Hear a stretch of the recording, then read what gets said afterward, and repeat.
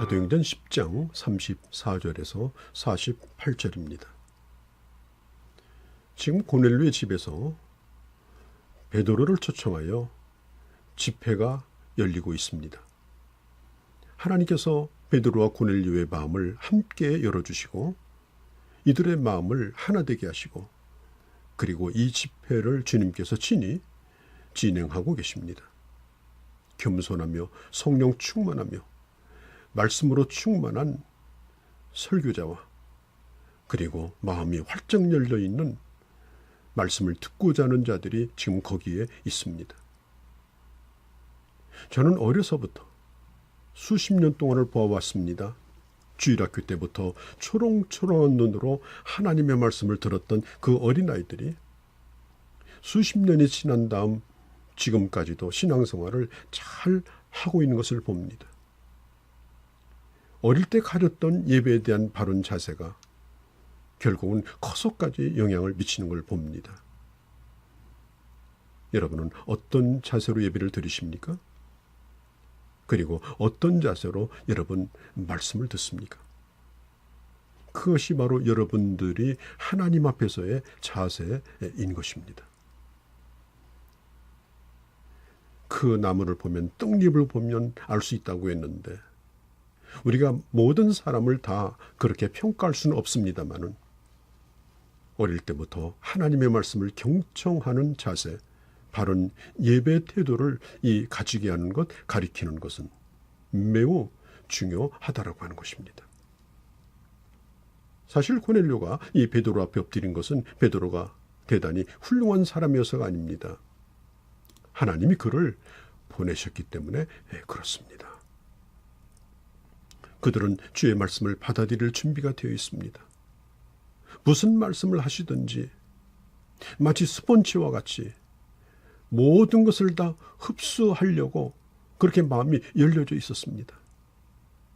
그리고 베드로는 하나님은 사람을 외모로 취하지 아니하시고 온 세계를 향하여 복음이 전파될 것을 바라보고 어떤 편견도 가지지 아니하고 어떤 비판적 시각도 가지지 아니하고 베드로는 순전한 마음으로 예수 그리스도를 증거하였습니다. 사실 고넬료는 외모로는 분명히 로마 군인이죠. 군복도 있고 계급장도 달려 있습니다. 베드로는 저 갈릴리 변방에 있는 한 유대인으로서 매우 초라한 사람입니다. 신분의 차이나 민족적인 배경으로 볼 때 이들이 어떻게 만날 수 있겠나이까? 만날 수 없습니다. 그런데 하나님이 만나게 하신 겁니다. 여러분들이 어디에 가서 주의 말씀을 전할 기회가 있다면 아니면 주의 말씀을 들을 기회가 있다면 그것은 하나님의 특별한 만남이고 그 자리가 은혜의 자리가 되도록 하셔야 합니다. 베드로는 지금 저 예루살렘에서 설교할 때처럼 수천 명을 놓고 설교한 것은 아닙니다. 고넬료의 가족에 몇 사람을 놓고 지금 말씀을 전하지만 그러나 수천 명이 모여 있는 것과 똑같은 마음을 가지고 이 복음의 진수를 그는 조금도 숨기지 아니하고 드러냅니다. 그래서 오늘 본문을 베드로의 복음이라고도 부르죠. 사실 이 베드로가 예루살렘에서 설교할 때는 유대인을 대상으로 한 설교이기 때문에 구약 성경을 많이 인용을 하고 그것을 푸는 형식으로 설교를 했습니다. 그러나 지금 이들은 구약 성경을 알지 못합니다. 예수님에 대하여 어떤 지식도 가지고 있지 않습니다. 그래서 이 베드로는 특별히 예수 그리스도가 이 땅에서 행하신 일들, 선한 사역들, 그리고 그가 이루신 구속의 사역을 있는 그대로 종합해서 설명을 하는 형식으로 말씀을 전하고 있는 것입니다. 여러분, 말씀의 은혜를 받으려면 이 분위기가 참 중요합니다. 제가 얼마 전에 교회를 선택하는 데 있어서 가장 큰 영향을 준 요인이 뭐냐? 27%가 설교자의 설교, 두 번째는 교회 분위기 17%, 그리고 12%가 교인들의 친절함, 8%가 예배 스타일입니다. 그러니까 예배 스타일이 전통적이나 개방적이냐, 뭐 성가대를 세우고 하느냐, 아니면 찬양대를 세우느냐, 그런 것들이 교회 선택에서 그렇게 크게 고려 대상이 되지 않더라는 것입니다. 더군다나 교회 시설은 19%에 불과합니다.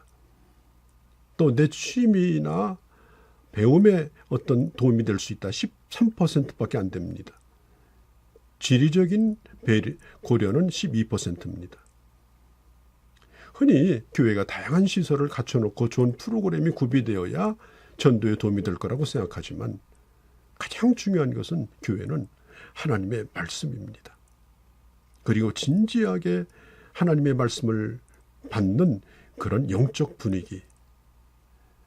자, 여러분 음식점이 뭐가 중요하겠습니까? 물론 위치도 중요합니다. 그러나 정말 중요한 것은 맛과 분위기 아닙니까?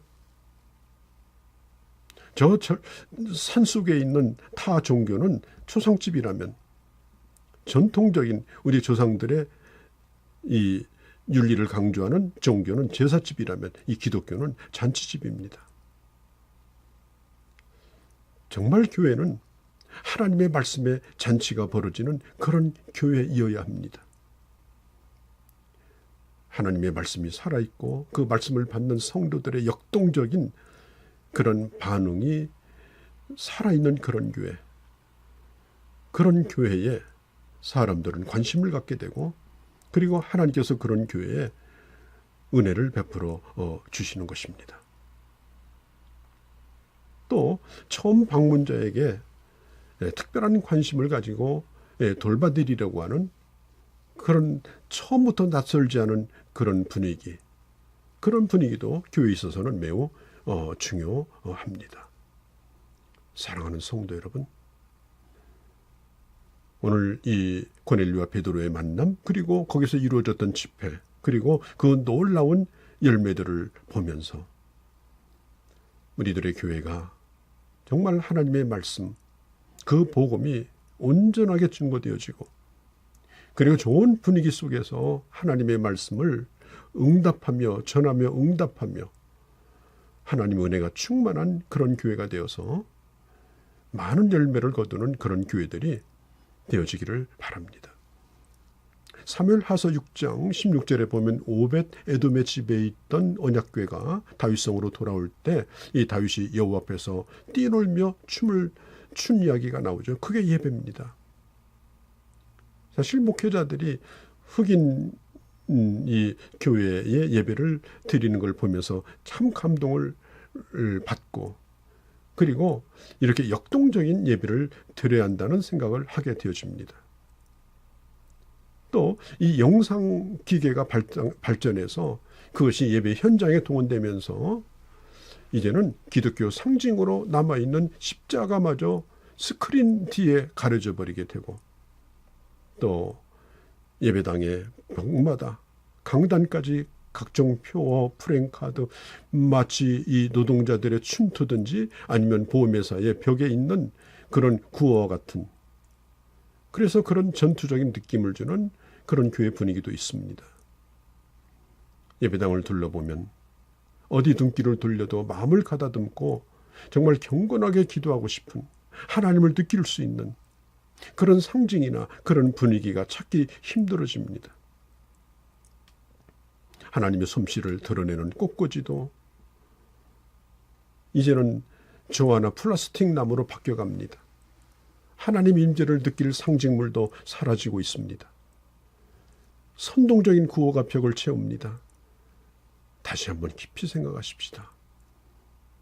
하나님의 말씀, 복음이 살아있고 들어오기만 해도 그 복음을 느낄 수가 있고 그리고 그 말씀 앞에서 온전히 응답하며 참으로 영적인 분위기가 잘 무르익어지는 그런 교회가 되기를 바랍니다.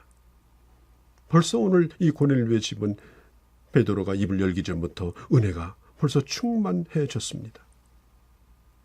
특별히 36절, 37절에 보면 이 베드로는 화평의 복음을 전하죠.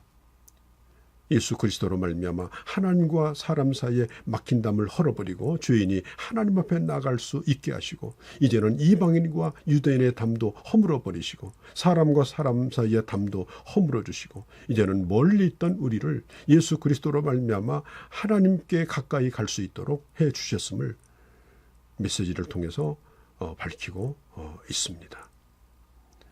자, 오늘 39절에 보면 베드로는 이렇게 결론을 짓습니다. 자기가 하나님 말씀을 증거하면서 우리가 이 모든 일의 증인이다. 이건 누구에게 배우거나 생각하는 것이 아니라 우리가 본 바이다. 복음은 추상명사가 아니라 살아있는 역사이며 경험인 것입니다. 증인인 동시에 주님의 복음을 증거하는 메신저로서의 역할을 성실히 감당했을 때 그날 놀라운 귀한 열매를 맺게 되어진 것입니다.